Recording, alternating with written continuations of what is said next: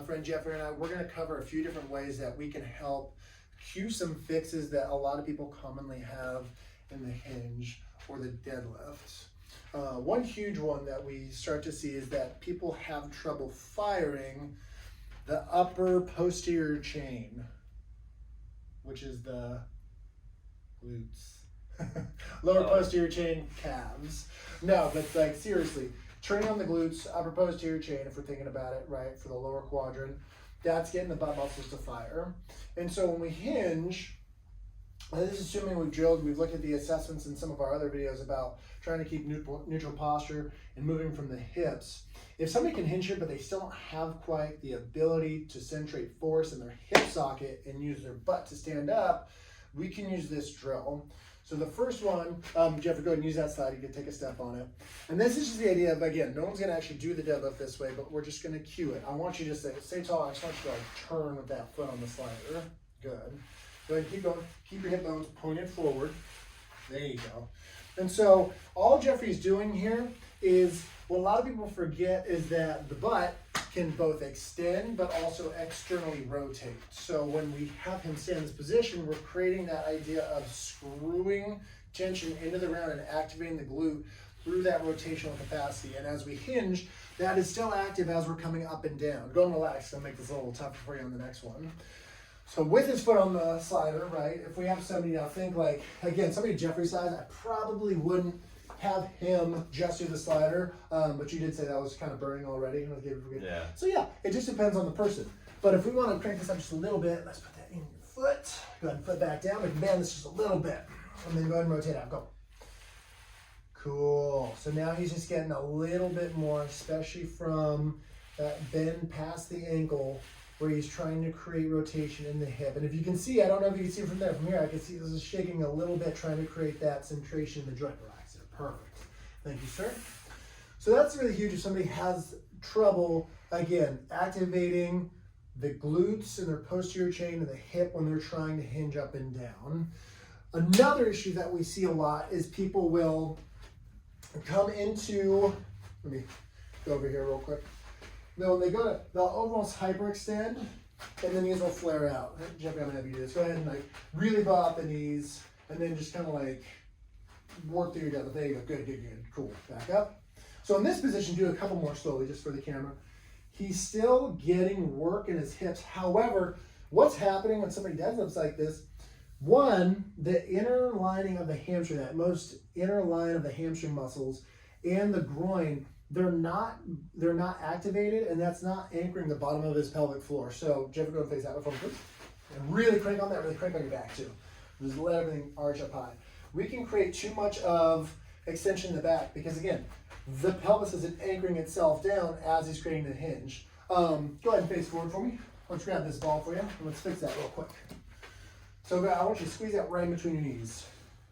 Go more of like an RDL position. Obviously, it's a little wide. If you want somebody in a normal deadlift position, you can use like a bigger like Dynamax or a med ball. So go slow on this and just think RDL and hinge for the camera. Good. So in the back up. Good. And so as we have him do this variation of this corrective, right, if we're cueing this, it's the idea of squeezing through the groin and bracing the pelvic floor so that we're not super dumping the pelvis the opposite direction, because a lot of people have the problem rounding their back, but if somebody hyperextends too much, right, or their knees flare out too much, you can drop the ball. They might have trouble engaging the inner lines of the thighs to anchor their pelvic floor. So if we really want to get aggressive with this, so if somebody, right, and this is usually people who are deconditioned, or maybe they've done the deadlift wrong a whole variety of ways for a very long time, we can cue all of it at the same time. So let's try, oh, there's this band here. Gotta put that on your feet. So what he'll do is he'll use one foot to create resistance for the other foot as he's doing external rotation. There you go. And yeah, exactly. Just enough so that the band is tense. And let's put it a little bit further towards your toes. Foot up for me, please. Perfect, perfect. Down. And then there, so that would good. And then create, there you go. Feel that difference, how it's more towards the end of the foot, and so that lever's a little bit longer. There you go, you can even mind. Cool, so yeah, the further it is towards the toes, the more that it's trying to bias that internal rotation, your hip has to fight into external rotation. Go ahead, let's squeeze the run with this guy.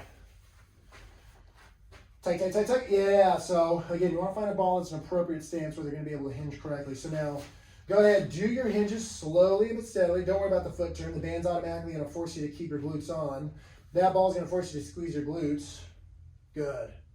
And then come back up. Cool. Keep going. You know what I'm noticing here too? Nice, Jeffrey. Come back up. Turn this way for a second because I want to show the camera. There you go. Good. Now go for it. Now before, go ahead and go. Perfect. What you're seeing here, come back up, is now he's moving from the hips. So Jeffrey's a strong individual. He can pick up a lot of weight, but sometimes he'll flare in the back, and sometimes the hips won't stay centered. Now his groin's active. He's anchored to the bottom of his pelvic floor, and he's getting that external rotation, so he's using his hips come up and down. Pause for a second. If we really want to kick this into gear and make sure that he is braced through his lats and then the abs are engaged, go ahead and grab each handle, one with each hand. I can give him a little resistance, yeah, arms straight. So we create that brace position, he's doing an RDL, and then he can just boom. Nice, and if you notice, he has a little bit more depth there too. Go ahead, nice and slow. So the lats are engaged, it's also keeping a little bit more brace to the front line, so his abdomen is tucked in tight. He's got the pelvic floor engaged with the ball, and then the band around the feet, is allowing him to create strain or pressure engagement through his glutes. So any one of these exercises you could do on their own. Again, external rotation through the glutes. You can unravel all that mess for a second there, Jeffrey, unless you just want to stand there with it. Work the groin.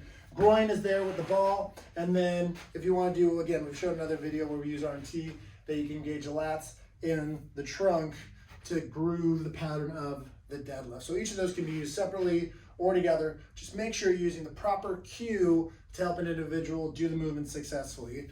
One thing they always find is giving something like an external point of focus, right? Turning the foot into the ground, squeezing a ball. That's easier for somebody to understand. It'll help you cue them to a better position faster.